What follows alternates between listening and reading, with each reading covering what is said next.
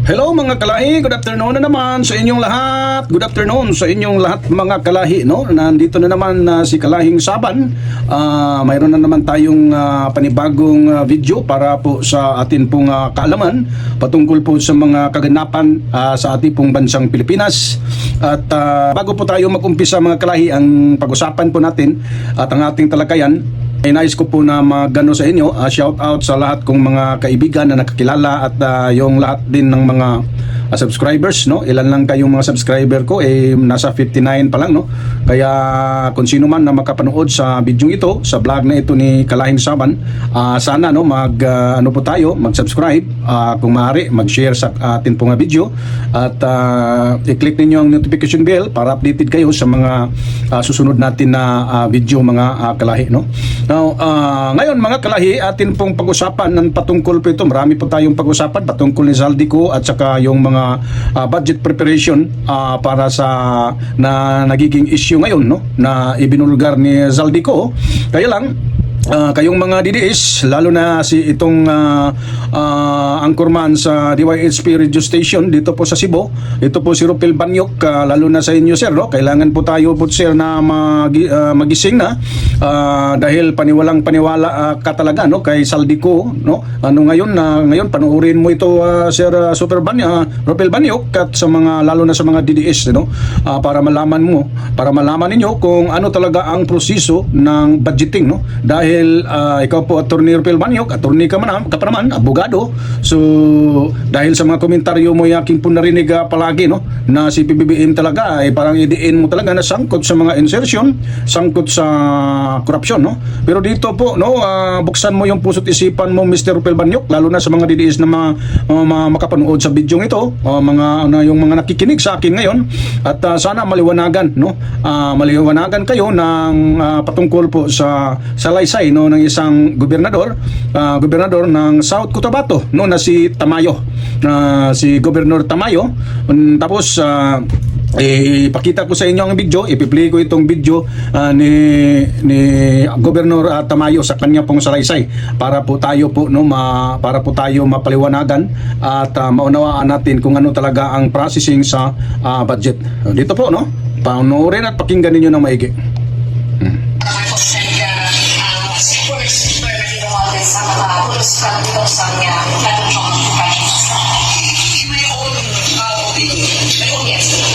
Sa signal pa lang, talagang mali na eh. Kasi una bes, kami na mga chief executive, ang presidente, ang government, yung budget kasi ay nagagaling talaga sa amin. Kami ang nagbibigay ng budget, kung dito sa amin, executive budget, ipapadala sa sanggunian. Doon sa national, tawag nila ay National Expenditure Program. Yun ay magagaling sa executive at ibibigay doon sa Kongreso. So pagdating doon sa Kongreso, minsan may ini-insert sila. Iba mo nasabi na ang presidente nag-insert, isa kayo nagaling. So dapat doon pa lang sa nilagay niya na lahat eh. Diba? So kaya mali yung statement na may insert dahil ang Pangulo ay hindi niya kailangan mag-insert dahil sa kanya talaga nagagaling yung budget sa lahat. Okay? So titignan mo naman yung mga events. Imposible nangyari yun kasi nga, noong December 2024, nakita na Pangulo na nawala yung nilagay nila sa lahat. Nakikita niya, sobrang daming insertion. Kaya based sa statement ni Congressman Tony Chanco, sabi niya, pinatawag kami ng Pangulo, galit na galit, bakit wala yung mga flagship program niya at sobrang daming insertion. Kaya pinatawag niya si former Speaker Romualdez, pinatawag niya si Narian, bakit ganito nangyari? Sabi naman ng former Speaker, ayusin niya. Pag January, inayos. So ginawa, talagang tinanggal nila si Zaldico as chairman ng appropriation dahil doon naman talaga magagaling sa kanila sa committee ng APRO, doon naman talaga magagaling yung naisabit na ng Pangulo at doon na rin scrutinize. Doon tumatanggaling nag-i-insert. Tinanggal nila. Pero hindi nila binago. Ang ginawa ng Pangulo, pagdating doon sa opisina ng Presidente, binito niya lahat ng insertions. Binito niya. Sobrang laki ng binito ng Pangulo. Ibig sabihin, kung sa hindi talaga gusto ng Pangulo, yung naman ng insertion dahil eksakto na yun, yung National Expenditure Program na sinapit ng Pangulo, ito yung kailangan ng Pilipinas. Tinanggalan nila, pinagdagalan nila ng kanilang gusto. Kaya galing na galing ang Pangulo. Kaya hanggang doon, tuloy-tuloy hanggang doon dumating sa suna ng Pangulo, sinabi yun, ay hindi sa mga persons doon sa insertion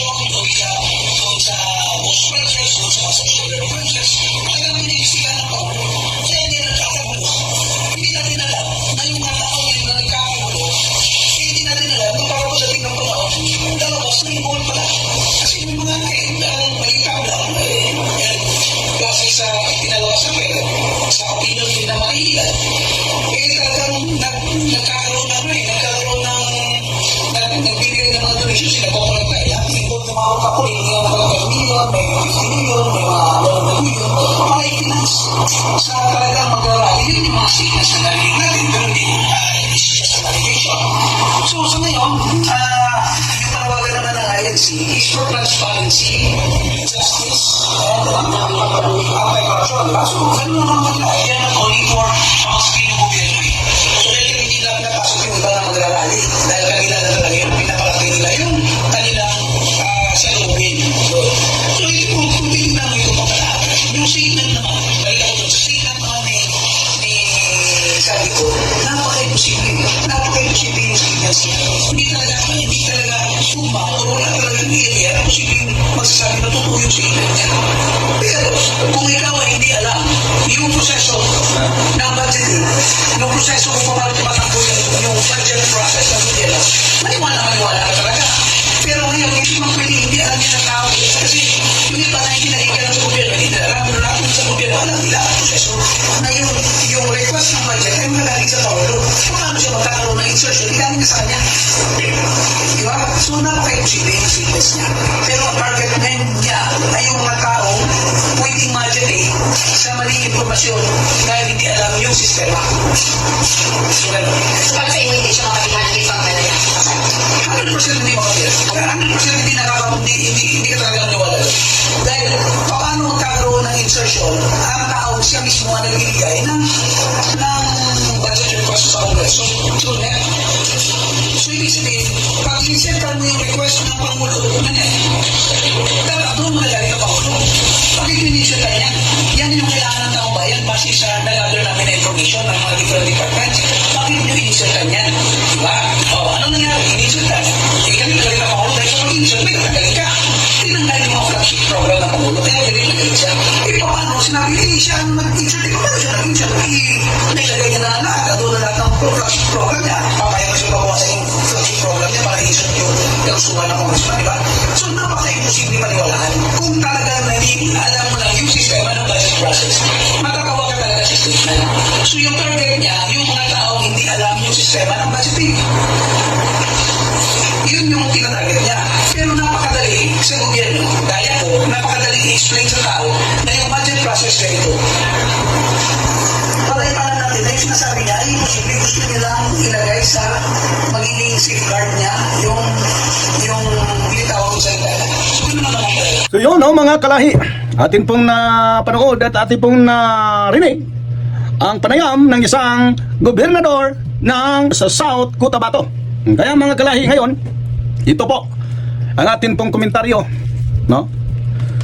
Na sabi daw ng isang governor, bakit pa mag-insert ang Pangulo or si PBBM na galing naman daw sa kanya ang budget, national budget sa NIP.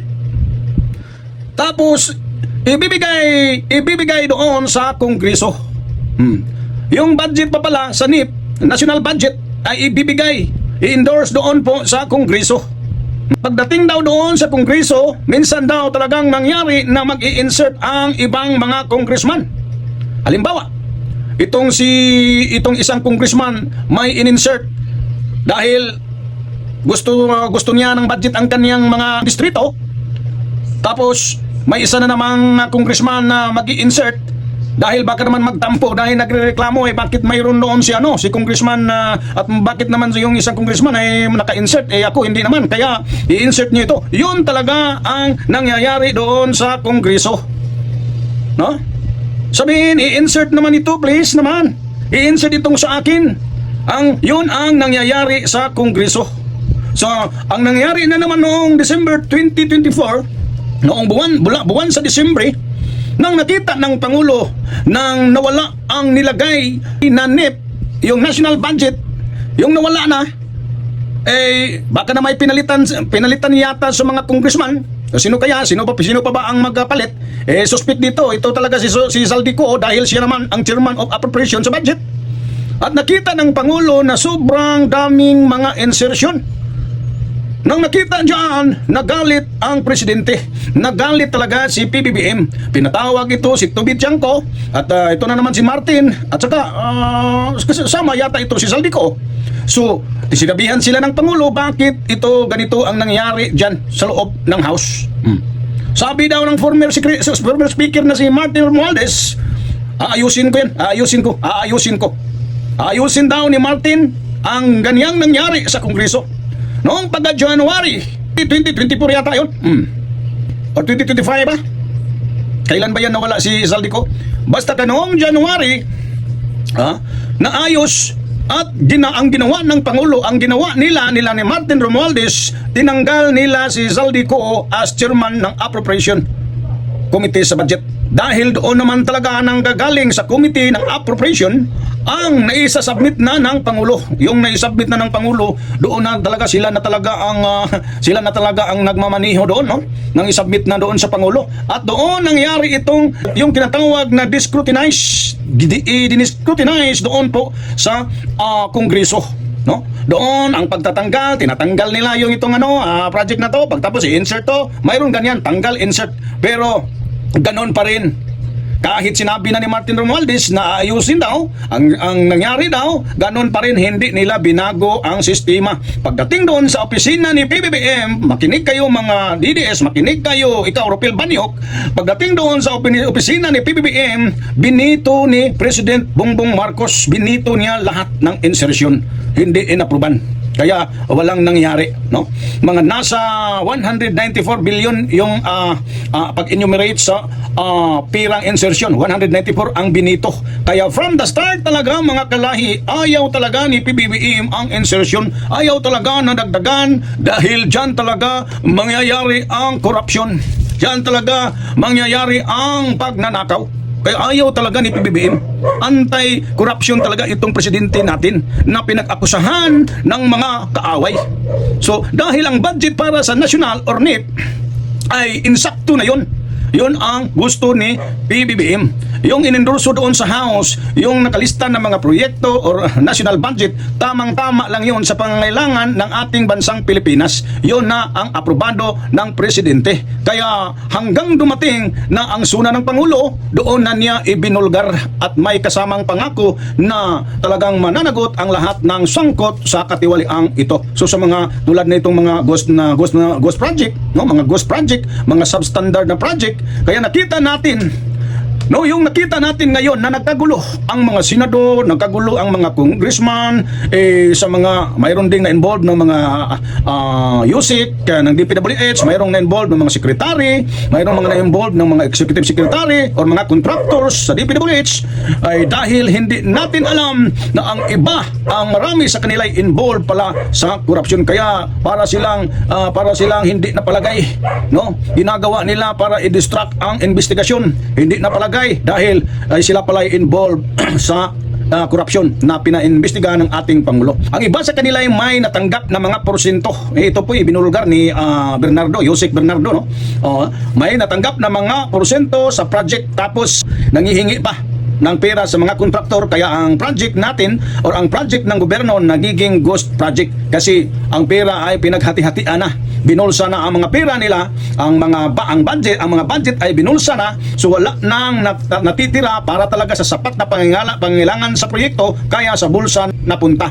So itong ngaw-ngaw ni Zaldico mga kalahi, no? Tandaan niyo ng maigi na pinaniniwalaan ng mga DDS, ito po ay paninira lang ang ginawa niya, propaganda para galitin ang mga tao at para mapatalsik ang Pangulo or si PBBM, tapos pumalit itong si Sara ang mangyari doon, may utang na loob na dahil sa pamagitan ni Zaldico sa kanyang paninira. Pag ito po tumalab ay talagang absurdo talaga si Zaldico. So ito si Zaldico nagbabakasakali ito nagbabakasakali, patuloy siyang naninira, patuloy siya ng mga paggawa ng propaganda, talagang sisiraan niya ang Pangulo para mayroong darating na rally, ang mga tao ay magalit at talagang pipilitin talaga na paalisin sa Malacanang si PBBM. So ang mangyari, maraming mga absuelto na sangkot katulad nila sa mga senador, at sa mga congressman at lalo na itong si Saldico. So, yun, no?